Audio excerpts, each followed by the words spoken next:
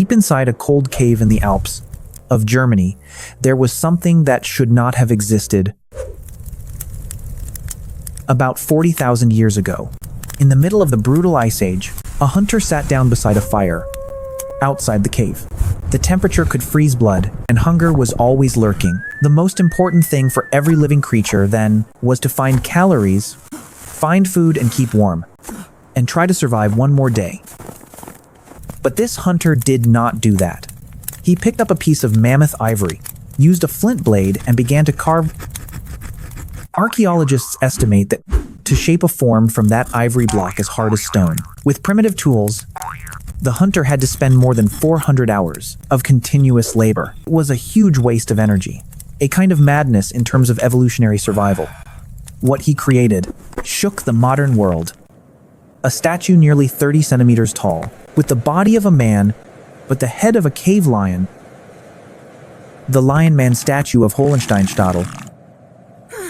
Stop and think about this for a moment. Up to that point in Earth's history, every creature could only imagine things that were real.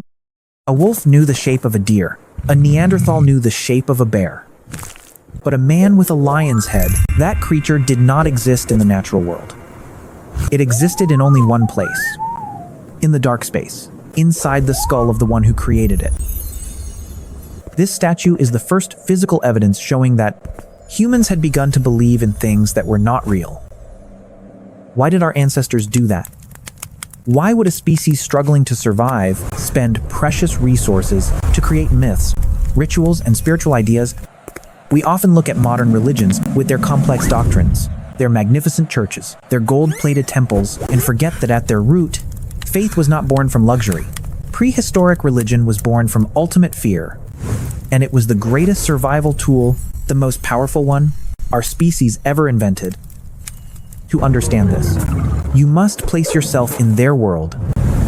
Tens of thousands of years ago, the world was a frightening and chaotic place.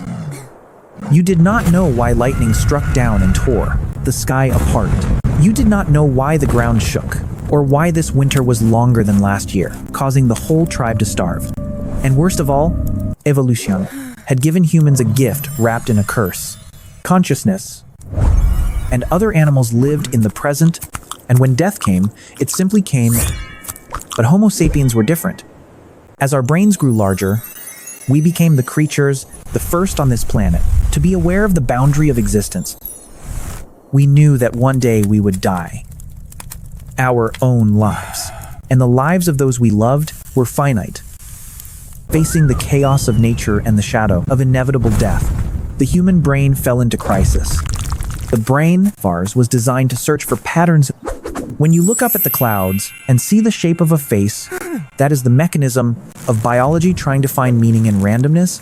Therefore, when our ancestors looked at the cruelty and randomness of the world, they could not accept that everything was meaningless. If there was thunder and lightning, then surely some entity must be angry.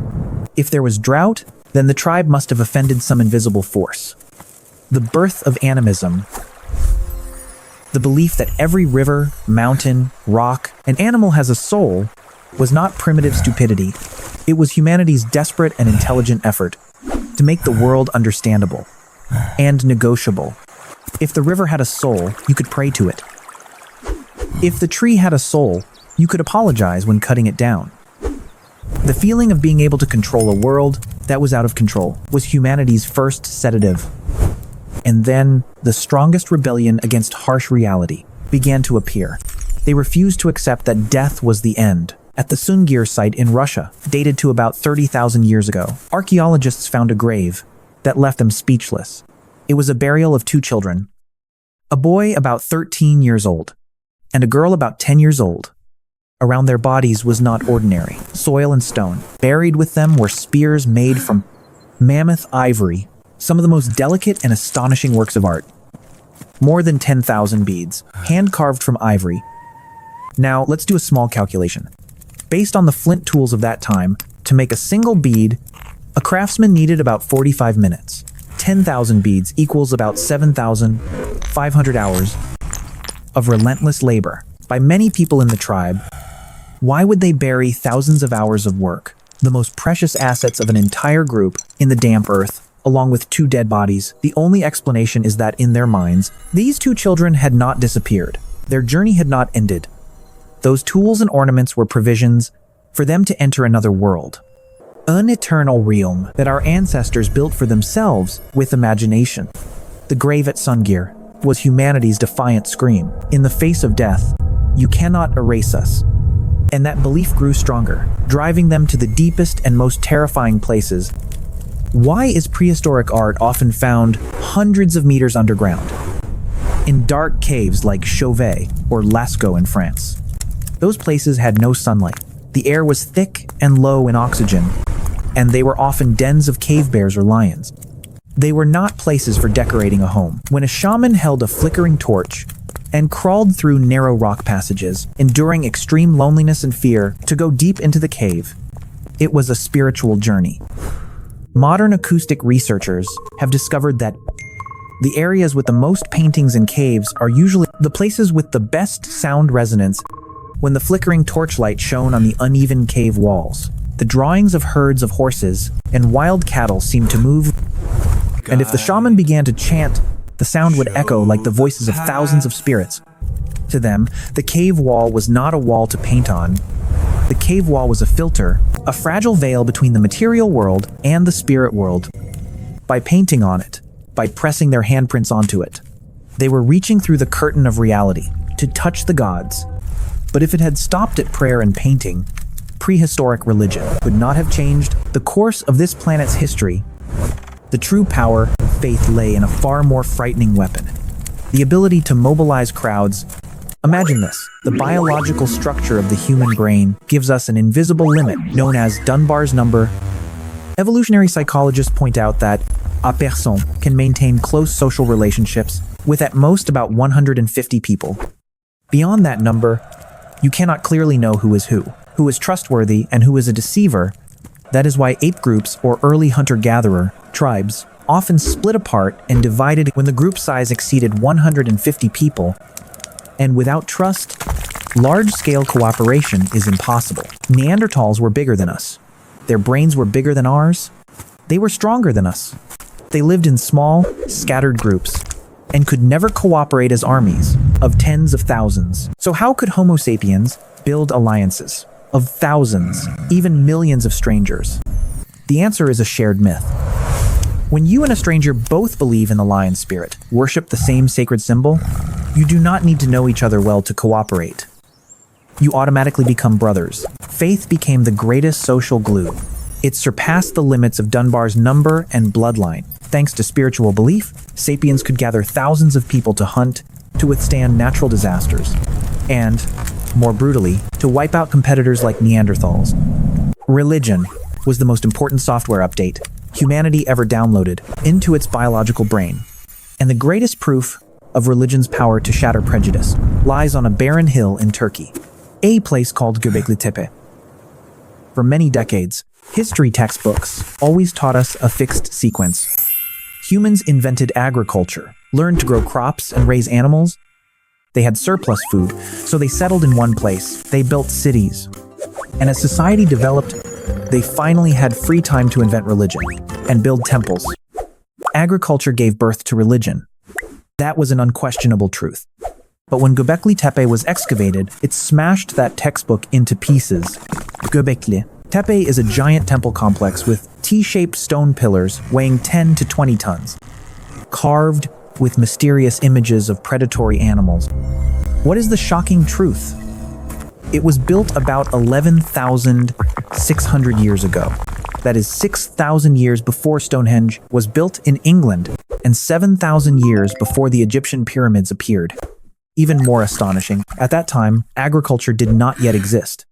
And the people who built Göbekli Tepe were entirely hunter-gatherers, wearing loincloths and carrying spears. With no knowledge of farming or pottery, how could thousands of wandering hunter-gatherers gather together and mobilize an enormous amount of labor, organize sophisticated logistics to cut, move, and raise these giant stone pillars?